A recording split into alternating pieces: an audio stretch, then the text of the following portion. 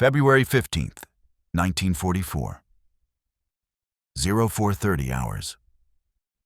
The cold came first, then the mountain. I pressed my back against frozen stone, breath fogging in front of my face, fingers numb inside torn gloves. Somewhere above us, hidden in fogs and darkness, the monastery waited. We couldn't see it yet, but we felt it, like a judge sitting in silence while we lined up for sentencing. The Gustav line, Monte Cassino, the hill that stopped 3 armies and was about to chew through a 4th.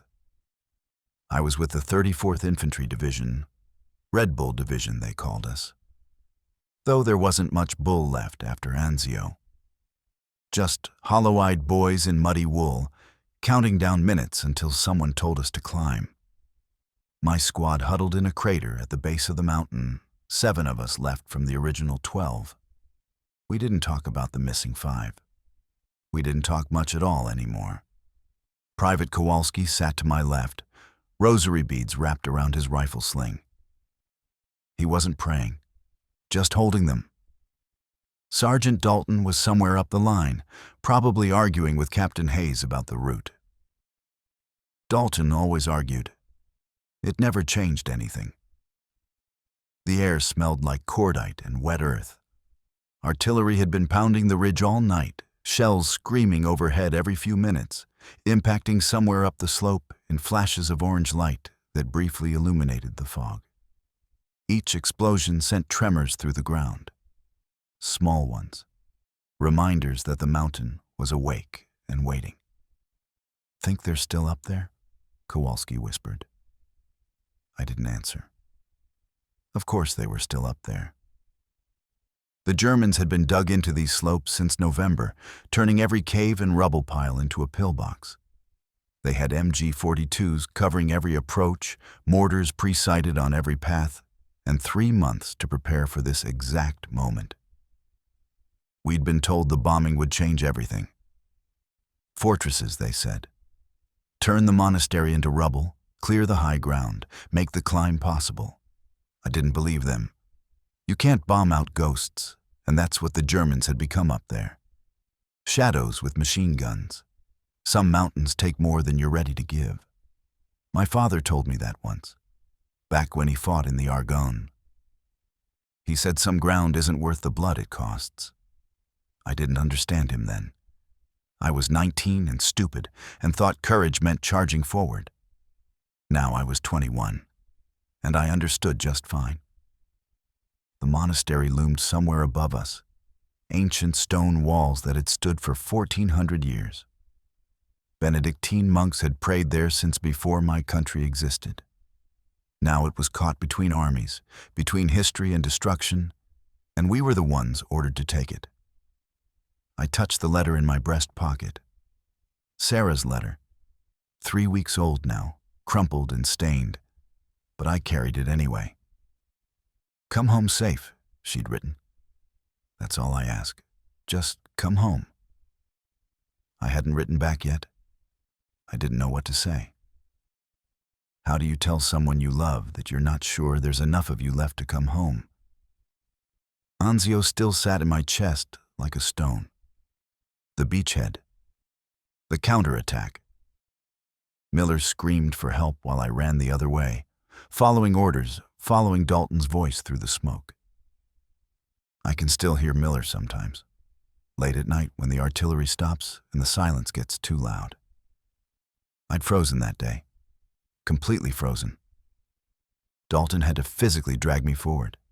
I couldn't freeze again, not here, not on this mountain. "Corporal Carter." Dalton's voice cut through the darkness. He materialized from the fog like something conjured, helmet low, rifle slung. His face was carved from the same stone as the mountain. "Word just came down. We move in 20 minutes. Kowalski's grip tightened on his rosary. "Route?" I asked. "Straight up the north slope. The 2nd Battalion takes the western approach. We're supporting their left flank, pushing toward the monastery ruins." "Ruins," I repeated. "So the bombing goes off at 0830 hours. We're climbing before that. Get into position, dig in below the ridgeline, then advance when the sky falls. I felt ice in my stomach. We're climbing in the dark, before the bombs. That's the plan. That's suicide. Dalton's expression didn't change. It never did. That's war, Carter. Get your squad ready. He disappeared back into the fog, boots crunching on frozen mud. I sat there for a moment, listening to my own heartbeat, feeling the weight of Sarah's letter against my chest. The mountain breathed above us, patient, eternal. Kowalski was shaking, not from the cold. "Hey," I said quietly. "Stay close to me. We look after each other, we make it through." He nodded, but we both knew I was lying. You can't promise anything on a mountain that's already eaten 3 armies. I checked my rifle. M1 Garand, clip loaded, safety off. Grenades on my belt. Canteen half frozen. Everything I owned in the world could fit in a pack in a pair of pockets, and most of it was already broken. The artillery intensified. Shells shrieked overhead, impacting higher up the slope now, a rolling barrage meant to soften the German positions. It wouldn't work. Nothing has worked so far. But we'd climb anyway, because that's what orders were. Directions toward death. I thought about Miller again, about Anzio, about every moment I'd hesitated when I should have moved. Not this time. This time I'd move. I'd climb. I'd do whatever it took to not freeze again, to not hear another voice screaming my name while I ran away. Even if the mountain wanted everything I had left, even if the monastery judged me and found me wanting, even if. The whistle blew, sharp, final. Dalton's voice carried across the crater. "On your feet, form up, we're moving." I stood. Kowalski stood. 7 of us rose from the mud like the dead climbing out of graves, and somewhere above us, hidden in fog and darkness and 1,400 years of prayer, the mountain opened its mouth. The first shells began screaming overhead. We moved in single file, boots slipping on mud and loose rock, the mountain rising before us like a wall built to keep men out. Dalton led. I followed. Kowalski behind me, then Martinez, Jenkins, O'Brien, and Webb, bringing up the rear. 7 shadows climbing toward judgment. The slope was steeper than it looked from below. Every step required effort, planting your foot, testing the ground, pushing upward while your pack tried to drag you back down. The fog clung to everything, turning the world into gray soup. Visibility maybe 20 yards.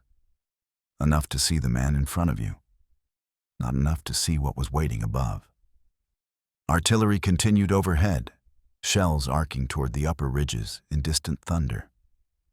The impacts lit the fog from within, brief pulses of orange light that revealed nothing and everything. For a heartbeat, you could see the mountain's face. Shattered trees, crater fields, coils of barbed wire catching the light like frozen spider webs. Then darkness again. Then the next shell. My breath came hard already. The cold bit through my coat. But I was sweating underneath, the paradox of winter combat. Freeze and burn at the same time. My rifle felt heavier with each step. The grenades on my belt clinked softly against each other, a rhythm that matched my heartbeat. Somewhere to our right, the 2nd Battalion was making their own climb. I couldn't see them, couldn't hear them over the artillery. We were alone on this slope, 7 men in fog, trusting that the plan made sense to someone somewhere behind a desk with a map. "Contact left." Dalton's voice cut through the darkness. We dropped. Instinct before thought. I hit the ground hard, mud soaking through my coat, rifle up, scanning the fog. Nothing. Just gray on gray on gray. Then I heard it. The clicking. Mechanical. Rhythmic. MG 42. Down. Down. Dalton screamed, and the world split open. The German machine gun opened up from somewhere upslope. Muzzle flash strobing through the fog like lightning, tracers cutting horizontal lines through the air above our heads. The sound was a saw ripping through sheet metal, impossibly fast, 1,200 rounds per minute, turning the air into a meat grinder. I pressed my face into the mud, tasting earth and cordite. The tracers snapped overhead, so close I felt the heat. 1, 2, 5, 10. The gun traversed, searching, walking rounds across the slope in a pattern the gunner had probably practiced 1,000 times. Kowalski was screaming something, prayer or panic, I couldn't tell. "Covering fire," Dalton shouted. "Carter, Jenkins on my mark." I didn't think so. Thinking got you killed. I rolled left, brought my rifle up, fired 3 rounds toward the muzzle flash. Jenkins did the same. Our shots were prayers into darkness, hope disguised as bullets. The MG-42 adjusted, swung toward us. "Move! Move now!" Dalton was up, running, angling right toward a cluster of rocks. Martinez followed. Then O'Brien. I grabbed Kowalski's collar, hauled him to his feet. "Run!" We ran. Uphill, in mud, under machine gun fire. Every step expected the impact, the punch that would knock you down and keep you down. The MG-42 chewed the ground behind us, kicking up geysers of frozen earth, tracers whipping past like angry hornets. 10 yards, 15. The rocks were closer. Dalton was already there, returning fire, trying to suppress the German position. 20 yards. Kowalski went down. Not hit, just slipped. Mud and terror and exhaustion dumping him face first into the slope. I didn't stop. Reached down, grabbed his pack straps, dragged him forward without breaking stride. He found his feet, stumbled, kept moving. We crashed into the rocks just as the MG-42 found our previous position and tore it apart. Martinez was bleeding from his cheek, shrapnel or rock splinter I couldn't tell. He didn't seem to notice. "Jesus Christ," Jenkins gasped. "Jesus Christ." "Count off," Dalton barked. "Carter, Kowalski, Martinez, Jenkins, O'Brien." Silence. "Webb," Dalton called into the fog. "Webb, sound off." Nothing. Just the MG-42, still firing in controlled bursts, searching for movement. "He was right behind me," O'Brien said. Voice flat, dead already inside. He was right there. "We can't go back," Dalton said. "He might be. He's not, and we can't go back." I scanned the slope below us through the fog. Couldn't see Webb, couldn't see anything. The MG-42 had the entire approach zeroed. Anyone moving down there was already gone. 6 now. We'd lost 1 in the first 5 minutes. "We push forward," Dalton said. "Angle left, use the dead ground, get above that gun position. Radio's not working in this fog, so we're on our own until we link up with 2nd Battalion." "What if 2nd Battalion's pinned too?" Martinez asked. "Then we're really on our own." Dalton moved. We followed. Because that's what you did. You followed the man in front of you, and you hoped he knew where he was going, and you tried not to think about the man who'd been behind you 5 minutes ago.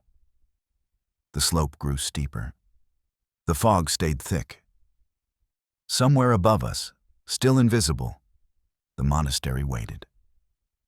The MG-42 went quiet, probably repositioning or reloading. In the silence, I could hear my own breathing, ragged and harsh. My hands were shaking, not from cold this time.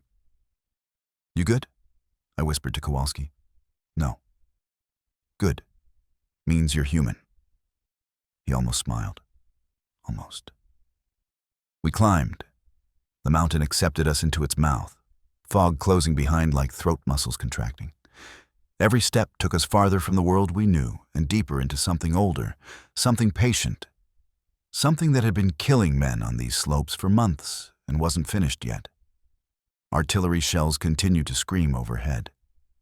The monastery loomed somewhere above, invisible but present, ancient stone waiting for modern fire. And then, cutting through the fog and thunder, a new sound reached us. Engines, aircraft engines, dozens of them, growing louder. Dalton stopped. We all stopped, looked up into gray nothing. The bombers, Martinez whispered. They're early. We're supposed to be dug in by now, O'Brien said. We're supposed to be undercover. The engine sound built, deep, massive. The entire sky is filled with machinery. Oh God, Kowalski said. Oh God, we're... The first explosion lit the mountain like the sun coming up at midnight. The world ended in fire and thunder. The first bomb hit somewhere above us, an impact so massive it traveled through stone and earth and bone, shaking the mountain like God's fist slamming down. The sound didn't just hit your ears. It hit your chest, your lungs, your teeth, every part of you. I felt it in my spine, felt the ground ripple beneath me like water, solid stone turning liquid under the weight of American ordnance. Then the second bomb, third, fourth. The B-17s were laying carpet, walking their payloads across the ridge in a pattern designed to erase everything that had ever stood there. Ancient monastery, German positions, history itself. All of it marked for deletion. Each detonation was a sun being born and dying in the same breath, white-hot flash followed by crushing darkness. "Get down!" Dalton screamed. But we were already down, pressed flat against the slope, hands covering helmets, mouths open to equalize the pressure. The explosions marched toward us. Each one is closer than the last. I could feel them coming through the ground, rhythmic apocalypse, timed detonations turning the mountain into a drum, and us into the skin stretched across it. Debris began raining down. First, small stones, pattering like hail against helmets and backs. Then larger chunks, fist-sized rocks that cracked against the ground with lethal velocity. A piece of something, maybe building stone, maybe altar marble, slammed into the dirt 3 feet from my head and stayed there, smoking, radiating heat. The fog turned orange, then red, then black with dust and pulverized stone, 1,400 years of history ground into choking powder. Visibility collapsed from 20 yards to 5 to nothing. I couldn't see Martinez anymore, and he was right next to me. "Stay together," I shouted, but my voice disappeared into the roar. The bombing was total, overwhelming, a sound so loud it stopped being sound and became pressure, atmosphere, reality itself. Another impact. Closer. The shockwave rolled over us like a physical thing, hot wind that smelled like explosive and burning timber. My ears popped. It started ringing, a high, sustained note that wouldn't stop. Through the ringing, I heard Kowalski praying, "Hail Mary, full of grace. The Lord is with thee." Words tumbling over each other, rosary clutched tight enough to draw blood. "Carter!" Dalton's voice, barely audible. "We have to move. We're in the impact zone." He was right. The bombers weren't targeting just the monastery. They were saturating the entire ridge, and we were on that ridge, and the next bomb might land directly on top of us. I grabbed Kowalski, hauled him up. "Move! Downslope! Go! Go! Go!" "We're retreating?" Martinez shouted. "We're surviving." We scrambled down, sliding more than running, the slope working with us now, gravity pulling us away from the firestorm above. Jenkins lost his footing, tumbled, crashed into a crater, and lay there gasping. O'Brien pulled him up, kept him moving. Another explosion. This one felt different. Sharper crack instead of deep boom. secondary detonation, German ammunition cache, or fuel dump cooking off, adding its own violence to the American bombs. The air was unbreathable. Dust so thick it was like drowning on land. I pulled my coat collar over my mouth and nose, filtered air through wool, tasted dirt and ash, and something chemical that burned my throat. My boot caught on something. I went down hard, helmet bouncing off rock, stars exploding across my vision. For a second I just lay there, stunned, watching bombs detonate above me through clearing patches in the dust cloud. Beautiful and terrible. Flowers of fire blooming and dying in fractions of seconds. Hands grabbed me. Martinez. Blood streaked his face from a dozen small cuts. He didn't say anything. Just pulled me up, pointed downslope, pushed. We found shelter in a half-collapsed bunker, German construction, concrete walls 3 feet thick, abandoned when the bombing started. The entrance was partially blocked by debris, but there was enough space to squeeze through into darkness that smelled like earth and old fear. All 6 of us made it. Somehow. We lay there in the dark, gasping, while the mountain came apart above us. The bombing continued. 20 minutes. 30. Time stopped meaning anything, collapsed into an eternal present where the only reality was the next explosion and the one after that. Each impact was its own eternity, world-ending and immediate, followed by another and another and another. The Americans had brought 142 B-17 and 47 B-25. I didn't know that then. Couldn't count them through the smoke and chaos. I just knew the sky was full of them, wave after wave, hundreds of tons of high explosive, turning the monastery and everything around it into dust and memory and nothing. Jenkins was crying, not sobbing, just tears running down his face while he stared at nothing, eyes seeing something the rest of us couldn't, or maybe seeing nothing at all, just static where thoughts used to be. O'Brien sat with his back against the bunker wall, hands trembling so badly he couldn't light his cigarette.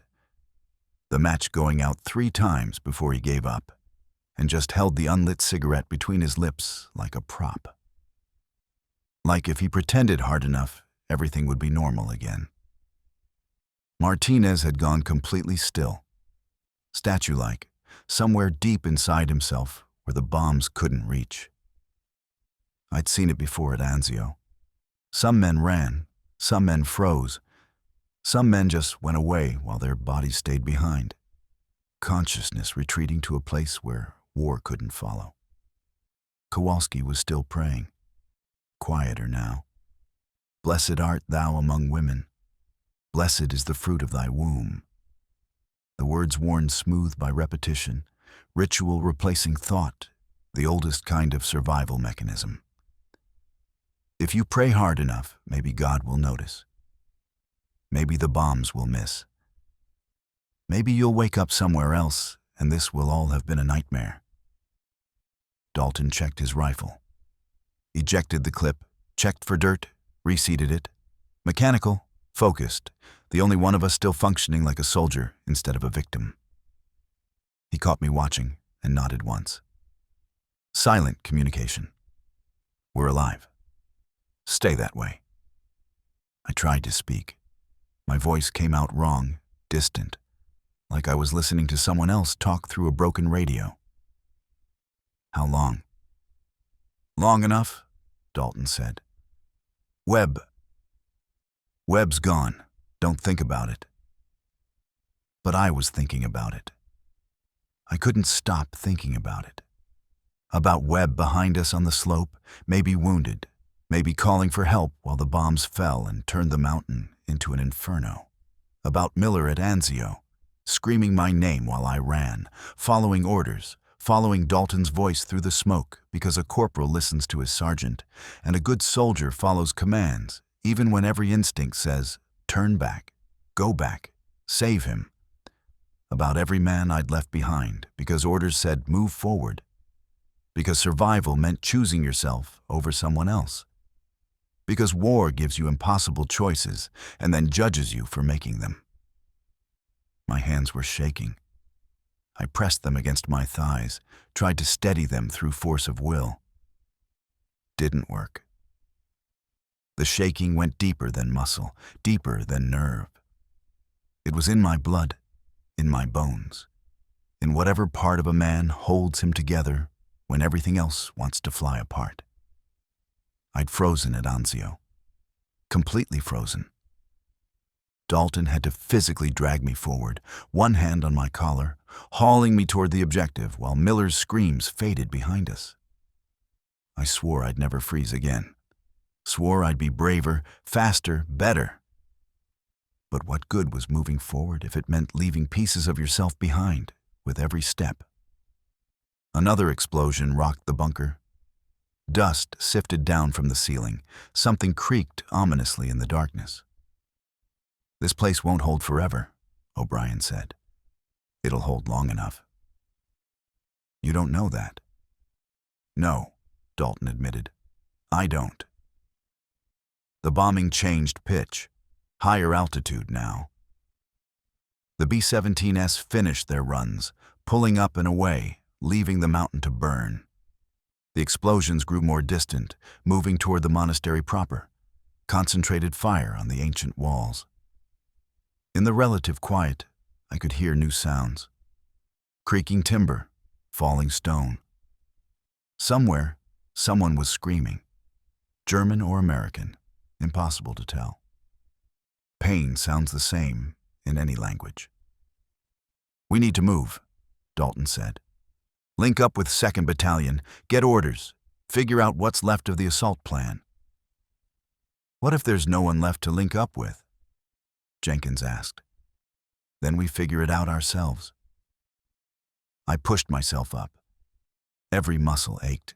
My ears were still ringing, high-pitched whine that sat behind every other sound. I could taste blood in my mouth and must have bitten my cheek or tongue during the concussion. "Carter, you good?" Dalton asked. Was I good? I'd just survived carpet bombing by my own Air Force, watched the mountain try to shake us off like fleas, breathed dust made from 1,400 years of prayer. I was alive. That was close enough to good. "Yeah," I said. "I'm good." "Then let's move." We emerged from the bunker into a different world. The fog had been replaced by smoke, thick and black and chemical, rolling across the slope in waves that stung your eyes and burned your throat. Fires burned everywhere, small ones and large ones, crackling in shattered tree stumps and broken equipment and things that might have been buildings once. The ground was churned, cratered, reshaped by high explosive into something alien, lunar, a landscape that belonged on another planet where nothing lived and nothing ever would again. The smell hit me like a fist, cordite and burning wood, and something sweet underneath that I tried not to identify. Death has a smell. You learn it fast in war, learn to recognize it even when you're trying not to. Bodies lay scattered across the approach. Some Germans, still in their gray uniforms, twisted into positions the human body wasn't meant to achieve. Some American, our own men caught in the bombing, friendly fire written in blood and shrapnel. Some so torn apart you couldn't tell anymore. Nationality erased along with identity, reduced to meat and cloth and the universal truth that we all bleed the same color. We didn't look too closely. I didn't have time. Didn't want to see faces. Didn't want to recognize anyone. Didn't want to add more names to the list we carried in our heads. The monastery was gone. Where ancient walls had stood for 1,400 years, where Benedictine monks had prayed since 529 AD, where men had once sought God in silence and solitude, there was only rubble and smoke and fire. The bombing had been thorough, surgical, complete. Saint Benedict himself wouldn't recognize his own monastery now. Just broken stone and burning timber and the skeleton of walls that refused to fall completely, standing like tombstones marking where something sacred used to be. And through the smoke, through the devastation and ruin, I heard it. MG-42. The Germans were still there, still dug in, still actively fighting. The bombs had changed nothing. "Contact!" Martinez yelled. Muzzle flash strobed through the smoke. The familiar saw-blade scream of the MG-42, firing from a new position, or maybe the same position. Impossible to tell. Tracers cut through the darkness, searching. We scattered. Pure instinct. I dove behind a crater rim, rifle up, scanning for targets. Nothing visible. Just smoke and flash and the endless mechanical shriek of German machine guns. Somewhere to my left, someone was hit. I heard the grunt, the fall, the wet sound of impact. "O'Brien's down!" Jenkins screamed. "O'Brien's down!" 5 now. We were down to 5. The mountain had taken another piece of us, and it wasn't done. Not even close. O'Brien wasn't dead. Not yet. The round had caught him in the shoulder, punched through clean, missing the major arteries, but tearing muscle and bone. He lay in the crater gasping, face pale, hand pressed against the wound while blood seeped between his fingers. "How bad?" Dalton asked, already knowing the answer. "Bad enough." O'Brien's voice was tight, controlled, shock doing its job, keeping the pain at a distance. That wouldn't last. "Can still shoot." "You can't shoot shit," Martinez said. But he was already tearing open a field dressing, wrapping the wound with practiced efficiency. We'd all done this before, too many times. I scanned the smoke, rifle up, watching for movement. The MG-42 had gone quiet again, repositioning, waiting. The Germans were patient. They'd been on this mountain for months. They knew every rock, every approach, every killing field. We were the ones stumbling blind. "We need to move," I said. "Find cover, link up with someone, anyone." "The 2nd Battalion should be west of here," Dalton said. "Maybe half a click." Through open ground, under observation. "You got a better idea?" I didn't. That was the problem. We were pinned between German positions above and the bombed-out approach below. 5 men with 1 wounded, no radio contact, no support, no clear objective except to survive the next 5 minutes. Jenkins was shaking. Not from a cold this time. From everything. The bombing, the casualties, the realization that the mountain was winning. I'd seen it before at Anzio. The moment when a soldier's mind decides it's had enough. When survival instinct starts screaming and training struggles to hold the line. "Jenkins," I said quietly. "Look at me." He turned, eyes too wide, breathing too fast. "You're okay. We're all okay. We keep moving. We stay together.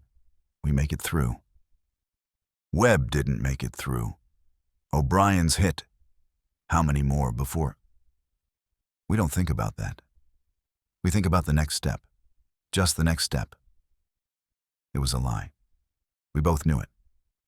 But sometimes lies are all you have to keep moving forward. Kowalski was praying again. Quieter now.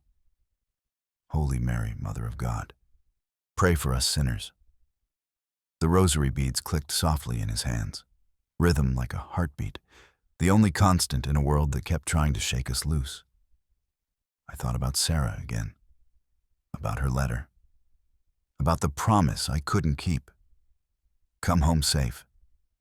How do you come home when pieces of you stay behind with every man who falls? Webb was still out there somewhere. O'Brien was bleeding. Miller was still screaming my name across the years from Anzio. "Carter!" Dalton's voice cut through. "You with me?" "Yeah. You sure?" Because I need you here.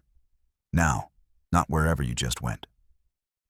I nodded, forced focus. The present was all that mattered. The next decision, the next movement. We push west, Dalton said. Low and fast, use the smoke for cover. Find 2nd Battalion or find better defensive ground. Either way, we can't stay here. What about O'Brien? Martinez asked. He comes with us. He can barely walk. Then we help him walk. Martinez looked at Dalton, then at O'Brien, then at me. I could see the calculation in his eyes, the cold math of survival. One wounded man slows everyone down, increases risk, decreases odds. But we weren't leaving anyone else behind. Not today. I can make it, O'Brien said through gritted teeth. Just give me a hand up. Martinez and Jenkins hauled him to his feet. O'Brien swayed, steadied himself, nodded once. The field dressing was already soaking through. He had maybe an hour before shock or blood loss put him down for good, maybe less. We move in pairs, Dalton said. Carter and Kowalski lead. Martinez and Jenkins support O'Brien. I'll bring up the rear. We hit contact, we don't stop. We push through or we die trying. Clear? Nods all around. No one spoke. Words didn't matter anymore. I checked my rifle again. 4 rounds left in the clip, 2 grenades, knife at my belt. Not much to fight a war with, but it's what I had. Ready? I asked Kowalski. He looked at me. Young face under old eyes. We were all too young and too old at the same time. No, he said. Good. Let's go. We moved, low and fast, like Dalton said, using the smoke and rubble for concealment. The ground was treacherous, churned by bombs, littered with debris and shell casings, and things we didn't look at too closely. Every step was a guess. Every shadow could hide a German position. The monastery ruins loomed to our right, barely visible through the smoke. Ancient stone reduced to broken teeth jutting from the mountain's jaw. Somewhere in that rubble were monks' cells and prayer halls and 1,400 years of accumulated faith. All gone. Turned to dust because someone decided a hill was worth fighting for. I wondered if the monks who'd built it had ever imagined this. If Saint Benedict, founding his order in 529 AD, had ever dreamed his monastery would die in fire during a war that would kill millions. Probably not. Probably he'd thought the prayers in the stone would last forever. Nothing lasts forever. The mountain taught us that. Contact left, Martinez hissed. We dropped. I brought my rifle around, scanning. Movement in the smoke, gray uniform, German, maybe 50 yards out. Moving through the rubble, rifle at the ready. One soldier, alone, probably separated from his unit the same as us. He hadn't seen us yet. Was looking in the wrong direction, focused on something else. We could let him pass, stay hidden, avoid the fight, or we could take him. I looked at Dalton. He was already shaking his head. Don't engage. Too risky. Save the ammunition. Stay quiet. But the German was between us and where we needed to go, and he'd eventually turn our direction, and then the choice would be made for us. I can take him, I whispered. Clean shot. And alert every kraut on this mountain to our position, Dalton said. We wait. The German kept moving. Closer now. 40 yards, 35. Young face under the coal scuttle helmet. Couldn't have been more than 19. Same age as half our squad. He looked scared, same as us. Kowalski's hand tightened on his rifle.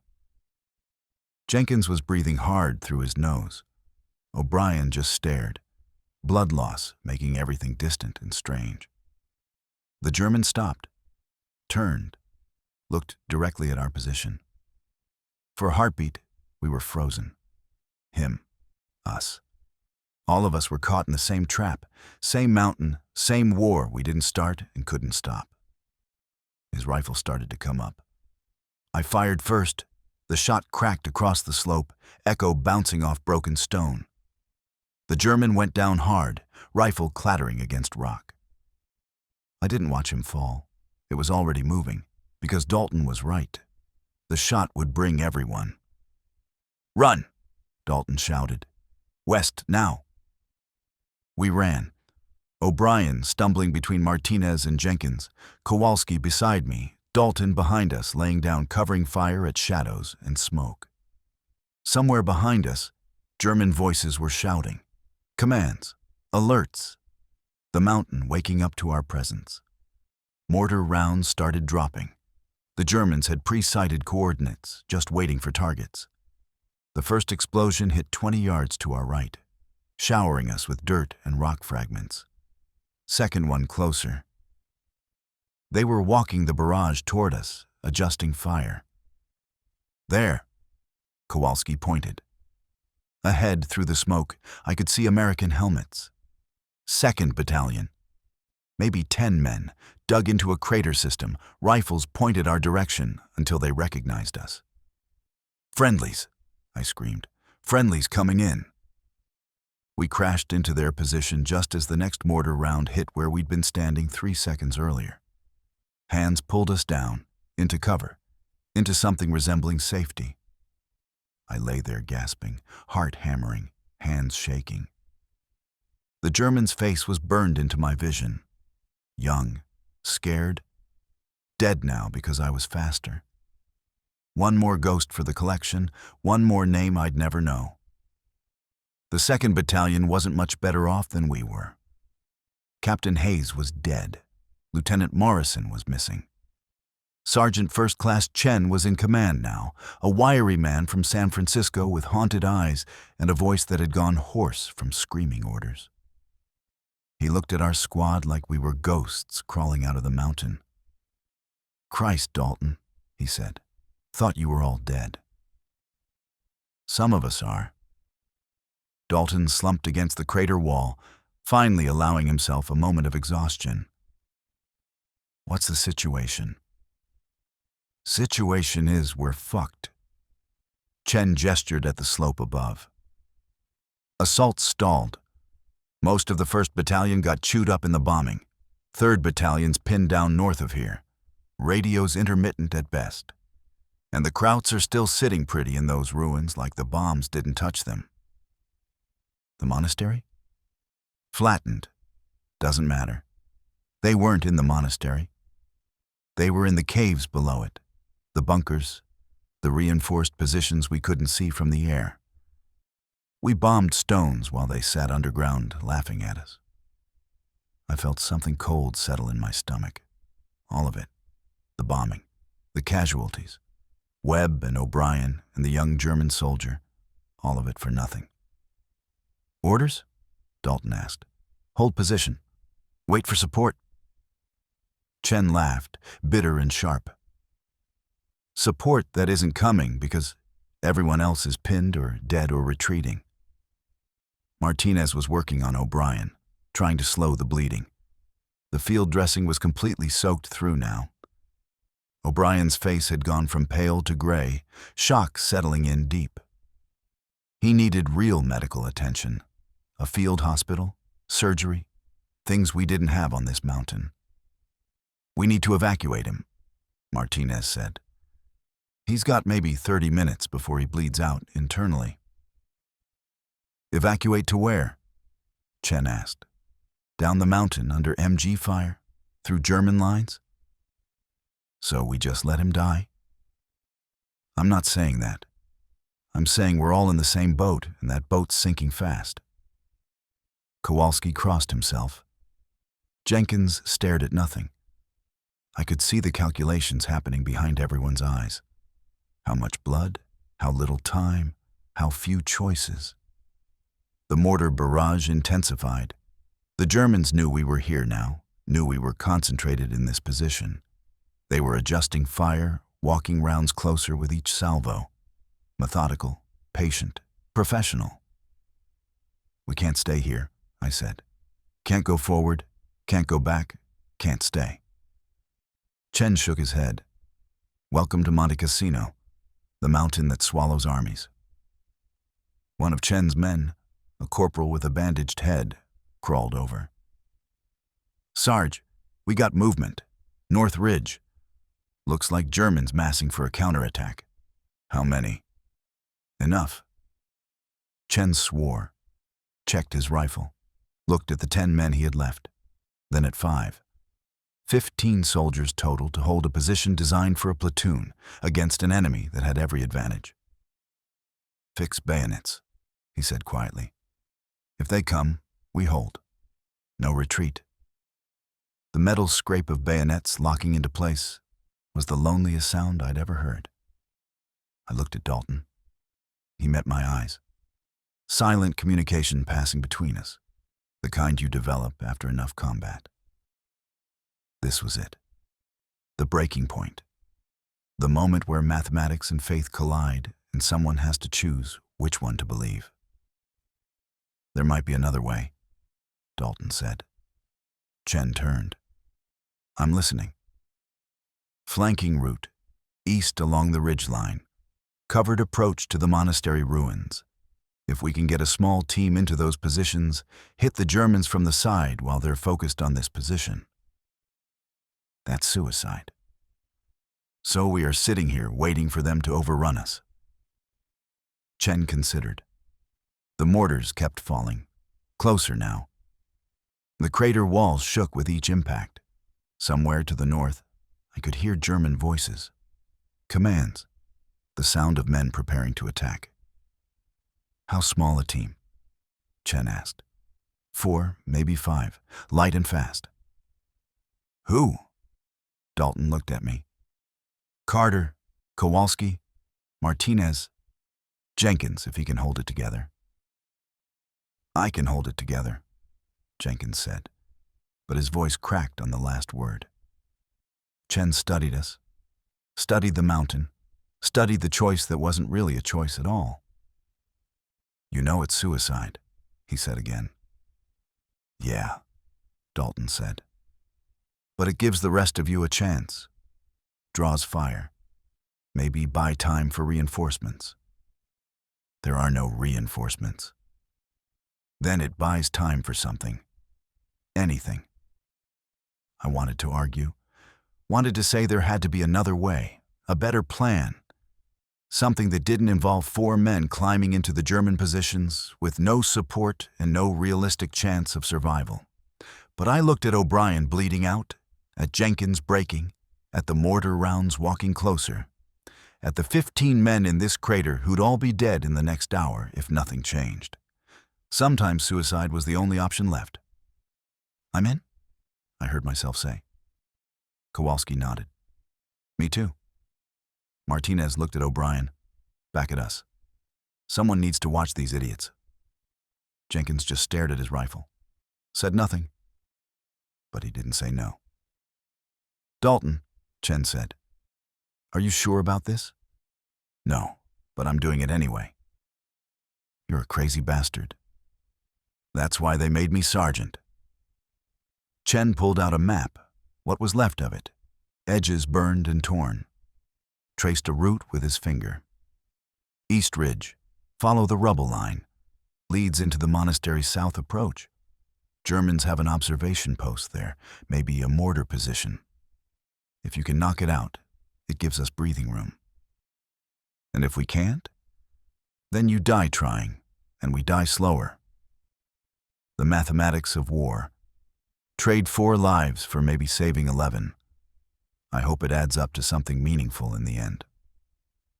Dalton checked his rifle. I did the same. 3 rounds left. That was all. 3 rounds and 2 grenades to fight through German positions on a mountain that had already killed thousands. We leave in 5 minutes, Dalton said. Carter, check your gear. Kowalski, say whatever prayers you need to say. Martinez, make sure Jenkins doesn't fall apart.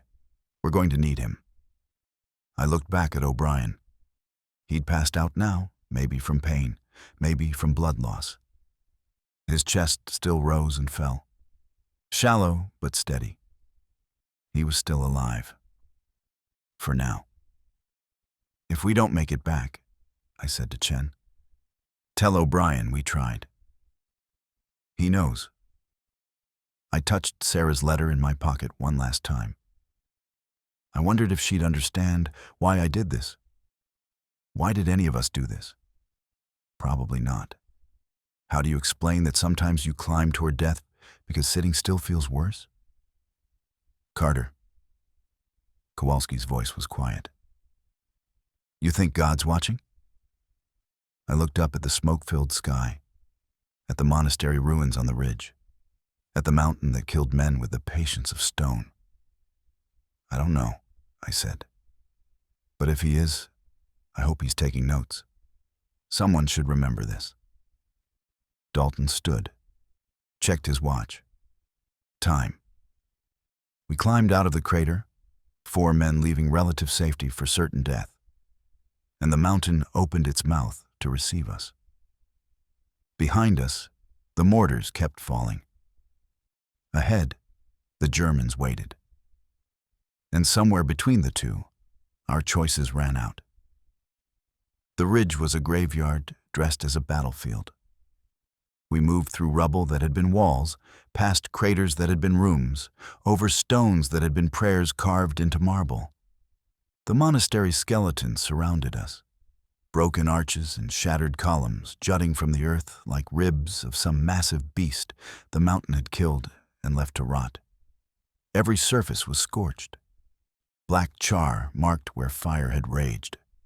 Bodies lay in the rubble, German, American, Italian civilians. We stepped over them.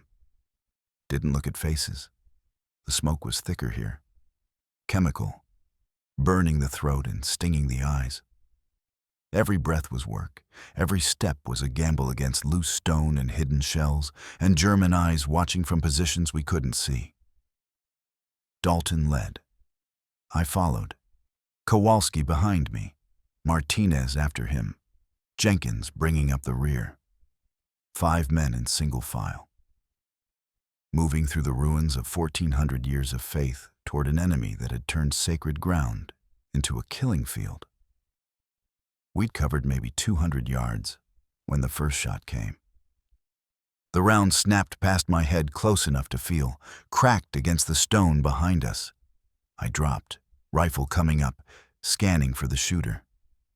Nothing. Just smoke and rubble and shadows. Contact front, Dalton hissed. 50 meters, rubble pile, 2 o'clock. I saw it then. Movement. Gray uniform against gray stone. Muzzle flash strobing in the smoke. More shots. The Germans had spotted us. Suppressing fire. Dalton emptied his clip toward the position, rounds sparking off stone. I added my last 3 shots and heard Kowalski and Martinez firing beside me. The German ducked, disappeared into cover. Silence. Ringing ears. Smell of cordite. Reloading, I said, fumbling for my last clip. 8 rounds. That was all I had left in the world. They know we're here, Martinez said. Yeah. Dalton scanned the ruins. So we go fast, before they can mass. Straight through, grenades and bayonets. Don't stop for anything. That's insane, Jenkins said. You got a better idea? Now's the time. Jenkins didn't answer. None of us did. Insanity was all we had left. On me, Dalton said. 3, 2, 1, move. We ran, upslope through the ruins, boots slipping on loose stone, rifles at the ready. The German position opened up, MG-42 chattering, tracers cutting horizontal lines through the smoke. I felt one pass so close it heated the air beside my face. Dalton threw a grenade. The explosion was muffled, strange, swallowed by rubble and smoke. We didn't wait to see the result, just kept moving, kept climbing, into the heart of the monastery ruins, where the Germans had turned prayer into murder. A figure emerged from the smoke. German soldier, young, maybe 18. Rifle raised but eyes wide with the same fear I felt in my own chest. We saw each other the same instant. Both hesitated. Both knew one of us wouldn't survive the next 3 seconds. I didn't think so. Didn't hesitate beyond that first fractional moment. Training took over. I drove my bayonet forward into his stomach, felt it catch on uniform cloth, buttons, leather belt, then tear through, hit something solid inside that resisted and then gave way. And the soldier's eyes went wide and his mouth opened, but no sound came out. Just a wet gasp, air escaping where it shouldn't. His rifle fell from his hands, clattered on stone. He looked down at the blade in his stomach, then at me, like he was confused, like he couldn't understand how this had happened, how the morning had started normally and ended with American steel in his gut. I pulled the blade free, felt the resistance, the suction, the terrible intimacy of killing someone close enough to smell. He fell, hit the ground hard, curled around the wound, still breathing, still dying. I kept moving, had to. Couldn't stop.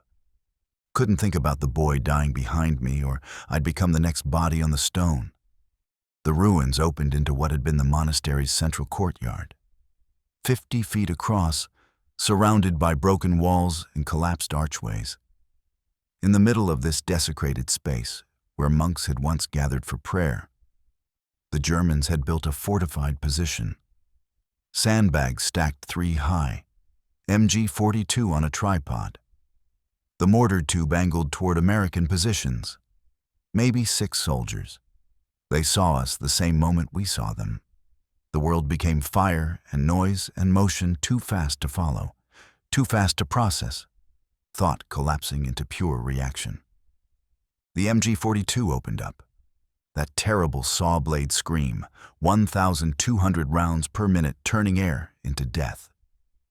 I dove behind a fallen column as rounds chewed into the stone, spraying fragments like shrapnel. Chips of ancient marble cut my face. I pressed myself flat, trying to become one with the earth, while the gun walked rounds across our position, searching for flesh. Kowalski was beside me, face pressed into dirt. Rosary clutched so tight, his knuckles were white and bleeding from the beads. "Grenade!" Dalton screamed. His throw was perfect, arcing high over the sandbags, dropping into the German position with precision born of countless training drills. The explosion was sharp, immediate, followed by screaming. Someone hit. Maybe dead. Maybe not. Martinez was up and moving, firing from the hip, laying down suppression as he angled right toward better cover. Years of combat training made him fluid, professional, deadly. I saw a German fall, clutching his throat. Saw another take his place behind the MG-42, professional replacement, no hesitation. The gun swung toward Martinez, tracking, leading him like a hunter leads a bird. "Down!" I yelled. But my voice disappeared into the chaos, drowned by gunfire and explosions and the mountain breathing fire. The MG-42 fired. A burst. 5 rounds maybe, 6, each one a hammer blow. Martinez jerked, once, twice. The rounds punched through his back, through his lungs, through his heart, through everything that kept him alive. He twisted, stumbled, went down hard on his face. Didn't move again. Didn't even twitch. Just became still in the way only the dead became still. "No!" Jenkins was screaming, firing wildly, emptying his clip into the German position.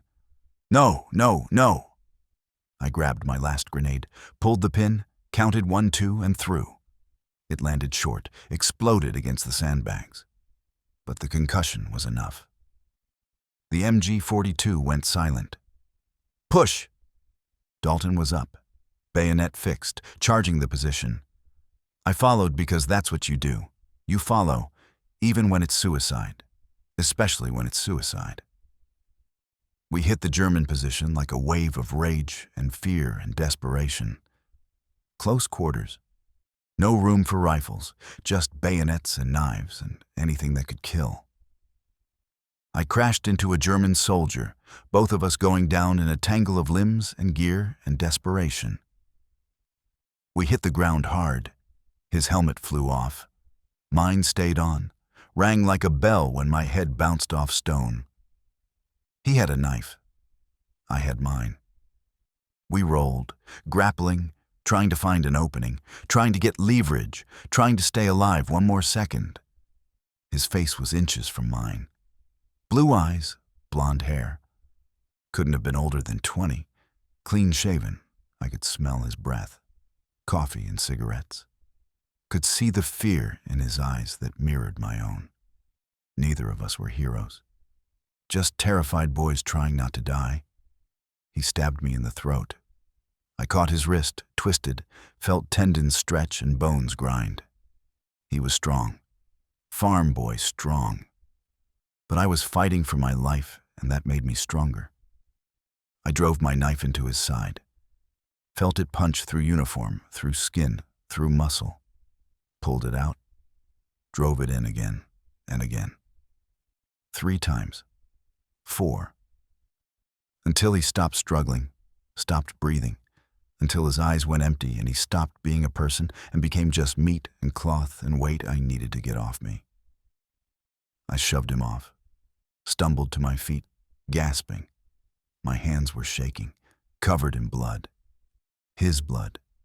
German blood that looked exactly the same as American blood.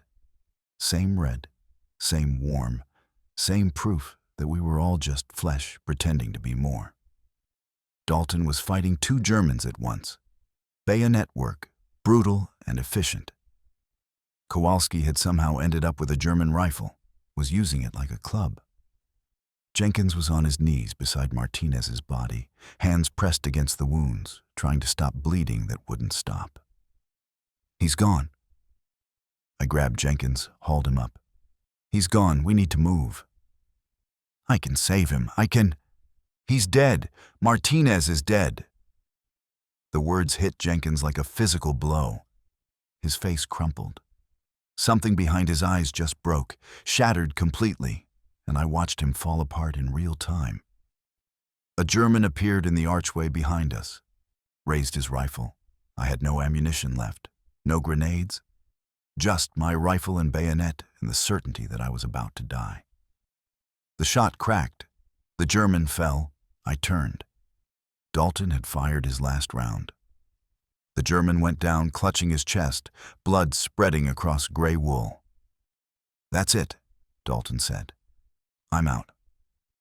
"Me too." We looked at each other. 5 men had climbed this ridge. Martinez was dead. Jenkins was broken. 3 of us were left standing with empty rifles in a German stronghold on a mountain that had killed thousands. And we still hadn't completed the mission. The mortar. It was still intact, still loaded, still pointed at the crater where Chen and the others were pinned. The Germans had been using it to walk rounds onto American positions. If we didn't disable it, everyone in that crater would die. "Cover me," I said. I ran to the mortar, grabbed the barrel, felt it burning hot even through my gloves. The thing weighed maybe 40 pounds. I lifted, pulled, trying to topple it. A German burst from the rubble pile behind us. Dalton met him with a bayonet thrust. They struggled. The German was bigger, stronger, younger. He twisted, disarmed Dalton, raised his rifle like a club. Kowalski shot him. Point blank. The German's head snapped back, and he fell into the rubble he'd emerged from. Dalton looked at Kowalski. "Thanks. Don't thank me yet." More Germans. Coming from the north. Reinforcements, drawn by the sound of fighting. Maybe 10 of them. Moving through the ruins in a skirmish line, rifles ready. We had no ammunition, no grenades. 3 men against 10. The mortar barrel came free in my hands. I lifted it, stumbled toward the broken wall, heaved it over the edge. I watched it tumble down the slope, bouncing off rocks, disappearing into smoke. Mission accomplished, for whatever that was worth. "Into the ruins," Dalton yelled. "Fall back, Move! We ran, through archways and collapsed corridors, over rubble and between broken walls. Behind us, German voices shouting. Boots on stone. The sound of pursuit. Jenkins was sobbing as he ran. Kowalski was praying. I was just breathing, each breath a victory, each step a defiance of mathematics and gravity and the mountain's hunger. We found shelter in what had been a monk's cell. 4 walls are still mostly standing, one small window overlooking the valley, a space 10 feet by 10 feet where men had once slept and prayed and sought God in silence. Now it was our fortress, our Alamo, the place where 3 American soldiers with empty rifles would make their last stand. Dalton checked the cell. No other exits. We're trapped. Yeah. They'll rush us soon as they figure out where we went. Yeah. Any ideas? I looked at my empty rifle, at Kowalski clutching his rosary, at Jenkins rocking back and forth, hands over his ears, completely gone, at the window showing the valley below, where the American lines were, where safety was, impossibly far away. We could surrender, I said. Dalton laughed, bitter, sharp. You really think they'd let us, after we just killed 6 of their men? No. Me neither. We waited. German voices are getting closer. Coordinated search, systematic, professional. They'd find us in minutes. I thought about Sarah, about her letter, about promises I couldn't keep and words I'd never say, about Miller at Anzio and Webb on the slope and Martinez in the courtyard, about every man I'd left behind and every ghost I carried. Some mountains take more than you're ready to give. I'm sorry, I said to Dalton, about all this, about... Don't. He shook his head. We made it farther than we had any right to. Took out their mortar, bought time for the others. That's enough. Is it? Has to be. Boots on stone, right outside. German commands. The sound of rifles being readied. Kowalski crossed himself one final time, kissed his rosary, looked at me with something like peace in his eyes. See you on the other side, he said. The door exploded inward. Germans poured through. We met them with bayonets and desperation. I drove my blade into the first man through, felt it catch, pulled it free, swung at the second. Dalton was beside me, fighting with his knife, grappling with a German twice his size. Kowalski went down. I saw him fall but couldn't help, was too busy keeping my own blade moving, trying to survive one more second. Someone grabbed me from behind. I thrashed, twisted, felt my hands on my throat. The world started to gray at the edges. This was it. The end. The mountain is finally getting its due. Then the hands released. I fell to my knees, gasping, looked up. The Germans were backing away, rifles lowered, hands raised. Why? I turned toward the window. American artillery, massive barrage, walking up the slope toward the monastery. Shells exploding in sequence, methodical destruction, our own guns finally finding their range. The Germans were retreating, running, leaving us in the cell because staying meant dying under American shells. Dalton grabbed my arm. Move, before they land on us. We ran. Out of the cell, through the ruins, down slope toward American lines through smoke and fire and chaos. Jenkins stumbled, but Dalton caught him, kept him moving forward. Kowalski was clutching his side, blood seeping between his fingers, but his legs still worked. The artillery found the monastery, turned it into hellfire. Again. The shells screamed down like the voice of God finally paying attention, and the ancient stones that had survived one bombing died under the second. We cleared the kill zone as the world exploded behind us, stumbled into American positions, Hands caught us, voices asking questions we couldn't answer. Medics appeared, checking wounds, asking who needed help. I just stood there, breathing, miraculously alive. Against all mathematics, against all logic, still alive. The silence after the guns was louder than the guns. I sat in the crater, back against cold earth, rifle across my lap, and listened to nothing. The artillery had stopped. The small arms fire had died away. Even the mountain seemed to hold its breath, waiting to see what would happen next. Around me, men moved like ghosts. Medics worked on Kowalski, cutting away his uniform to reach the wound in his side. Shrapnel, they said. Deep but clean. He'd live. Probably. If infection didn't set in. If shock didn't take him first. If the mountain decided it had taken enough for one day. Jenkins sat 10 feet away, knees drawn to his chest, arms wrapped around them, rocking slowly back and forth. His eyes were open but seeing nothing. Seeing everything. Seeing Martinez going down under MG-42 fire over and over again, an endless loop his mind couldn't escape. Someone had given him a cigarette. It burned down between his fingers, forgotten. The ash grew long, fell, and he never noticed. Dalton was speaking with Chen, voices low, comparing casualties, trying to make sense of what we'd accomplished and what it had cost. I couldn't hear the words. I didn't want to. Numbers were just numbers until you attached names to them, and then they became unbearable. 7 of us had started the day.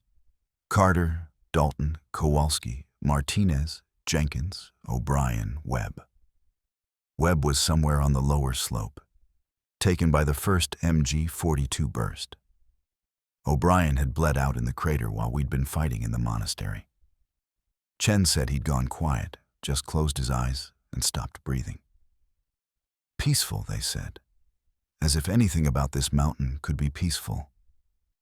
Martinez was still up there in the ruins, in the courtyard where monks had prayed for 1,400 years. We'd left him. Had to. No time to carry bodies when you were barely surviving yourself. 3 of us walked back. 3 out of 7. The mathematics of Monte Cassino. I pulled Sarah's letter from my pocket. The paper was stained now. Blood, mud, sweat. I couldn't tell whose blood anymore. Mine, German, Martinez. All the same color. All the same proof that we were mortal. Come home safe, she'd written. I'd come back. But safe was something else entirely. Safe was something I'd left on the slope with Webb, in the crater with O'Brien, in the monastery courtyard with Martinez. Safe was a word from another language, spoken by people who'd never climbed this mountain. Carter. Chen's voice pulled me back. You did good up there. The mortar position. You bought us time. Time for what? He didn't have an answer. Neither did I. The sun was setting now, turning the smoke orange and red. Same colors as the bombing, same colors as the fire. The mountain was beautiful in the dying light, if you could forget what it had cost to stand here and see it. Kowalski was conscious, talking to the medic in quiet tones. Praying, maybe. Or just trying to remember what words felt like when they weren't screamed orders or final goodbyes. I thought about the German soldiers we'd killed.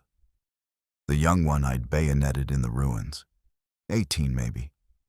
Probably had a girl back home writing him letters same as Sarah wrote me. Probably had parents who worried and prayed and hoped he'd come back safe. He wasn't coming back. None of them were. Neither was Martinez. You think it was worth it? Jenkins asked suddenly. His voice was hollow, scraped clean of everything that made it human. All this. The monastery. The bombing.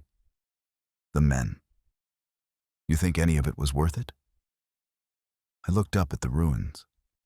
Stone and ash and memory. 1,400 years of prayer reduced to rubble because someone drew a line on a map and said, "This hill matters. This ground is worth dying for." No, I said. Then why'd we do it? Because they told us to. Because that's what soldiers do. We climb the hills they point us at and we die on them if that's what it takes, and we don't get to ask if it's worth it. That's bullshit. Yeah, it is. Jenkins laughed. Sharp and broken, like something cracking inside him. Martinez died for bullshit. Webb died for bullshit. O'Brien died for bullshit. They died because the Germans were shooting at them. They died because we're at war, and war doesn't care about worth or meaning or any of the things we tell ourselves to make it bearable. So what's the point? What's the fucking point of any of this? I didn't have an answer. I didn't think anyone did. Not Chen, not Dalton, not the generals back in headquarters looking at maps and moving pins around like we were pieces in a game, instead of men with names and lives and people waiting for us to come home.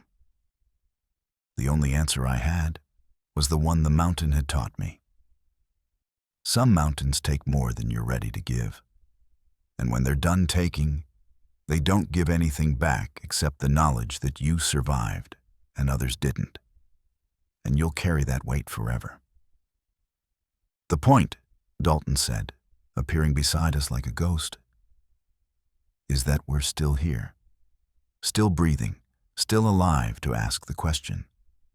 That's more than Martinez has, more than Webb, more than O'Brien. So we honor them by surviving, by carrying their memory down this mountain and never forgetting what it cost to climb it. That's not enough, Jenkins said. No, it's not. But that's all we've got. The light was fading fast now. In an hour, it would be dark, and the mountain would belong to shadows and memories and the ghosts of everyone who died here. Come morning, they'd send us back up. Different hills, maybe. Different objectives. Same mathematics. Same mountain, hungry for more. I folded Sarah's letter carefully, put it back in my pocket. Checked my rifle even though I had no ammunition left. Old habits. Soldier habits. The things you do to convince yourself you're still functional, still capable, still something more than a broken shell pretending to be human. Kowalski crossed himself one more time. The medics had bandaged his wound, given him something for the pain. He'd live, would carry a scar the rest of his life, would wake up at night hearing Martinez scream, would pray for forgiveness even though he'd done nothing wrong except survive. That was the monastery's final gift. Not victory, not glory, just survival and the guilt that came with it. The mountain had climbed into us, just like I'd feared it would. We'd taken the ridge, destroyed the mortar, accomplished the mission. But the mountain had taken more. It had taken Webb's laugh and O'Brien's steady hands and Martinez's unshakable calm. It had taken Jenkins' sanity and Kowalski's innocence, and whatever piece of me had still believed that courage and sacrifice meant something beyond just staying alive one more day. We climbed Monte Cassino, and Monte Cassino had climbed into us. Somewhere in the ruins above, artillery began again, distant, methodical. The war continues because war doesn't stop for grief or exhaustion or the simple fact that everyone involved would rather be anywhere else. The mountain breathed fire and accepted the tribute.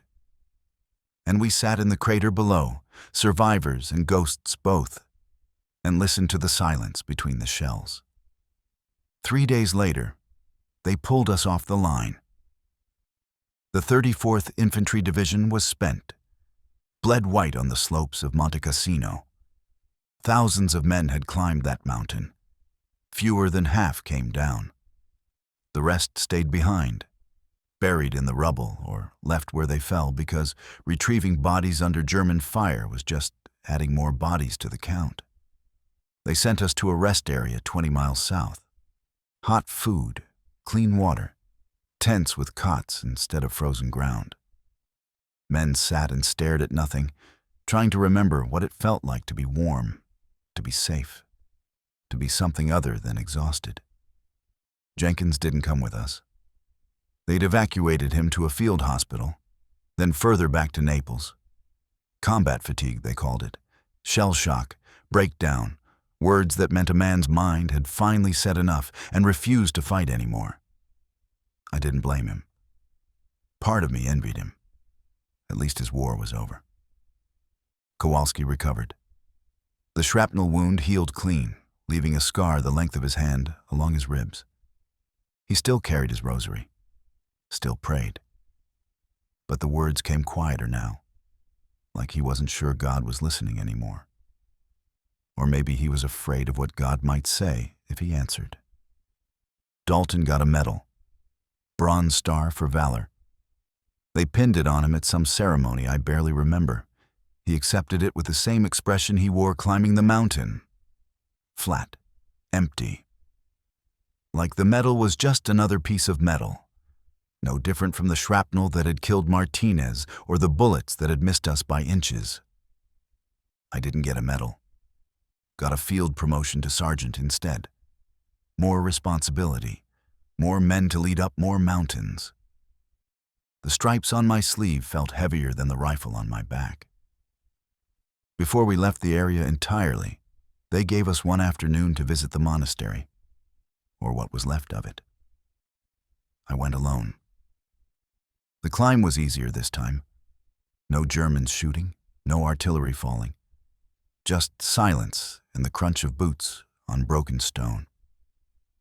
The path was marked now, cleared by engineers, bodies removed and buried in temporary graves that would eventually become permanent cemeteries. The monastery was gone, completely. Where walls had stood for 1,400 years, where men had sought God in prayer and solitude, there was only rubble, broken stone and shattered marble, fragments of frescoes showing saints whose names I didn't know, pieces of columns that had supported vaulted ceilings now open to empty sky. I found the courtyard where we'd fought, where Martinez had died. Someone had cleared the German position, removed the sandbags and the MG-42 and the bodies. But the bullet scars remained, pockmarks in stone, evidence that men had killed each other here over ground that didn't belong to any of us. I stood there for a long time, trying to feel something, grief, anger, relief, anything. But there was only emptiness. The mountain had taken everything, even my ability to mourn properly.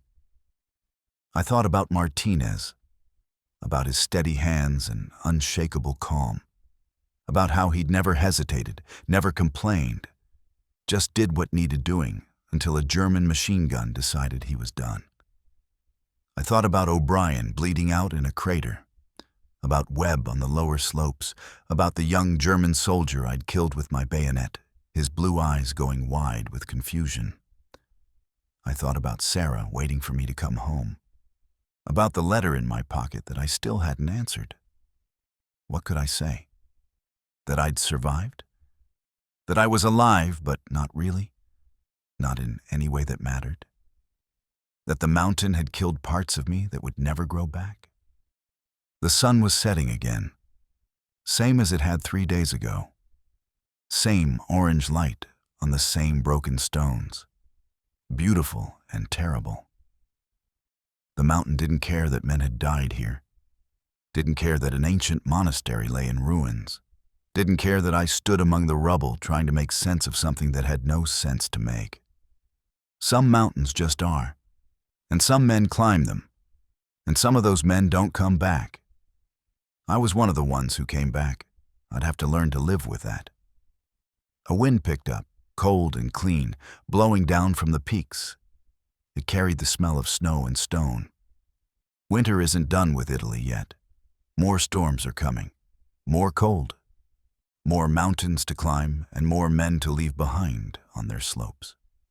I turned away from the courtyard, from the ruins, from the ghosts that would stay here long after the war ended and the armies moved on, and the monastery was rebuilt by hands that had never held rifles.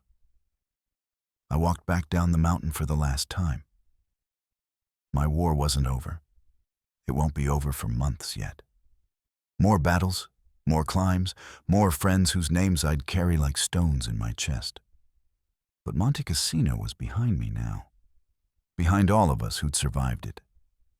The mountain would stand for another 1,000 years, would watch more wars and more men die on its slopes, would accept the tribute and give nothing back except the knowledge that some ground costs more than it's worth, and men climb it anyway because that's what orders are. At the base of the mountain, Dalton was waiting, Kowalski beside him. Both of them looked up at the ruins one last time. "Ready?" Dalton asked. "No," I said. "Good. Let's go." We walked away from Monte Cassino. 3 men out of 7, survivors, ghosts, witnesses to something we'd never fully understand and could never fully forget. Behind us, the monastery ruins stood in silence. The mountain had taken what it wanted, and we carried what was left. Silence returned, louder than the guns. We took the monastery. The monastery took more.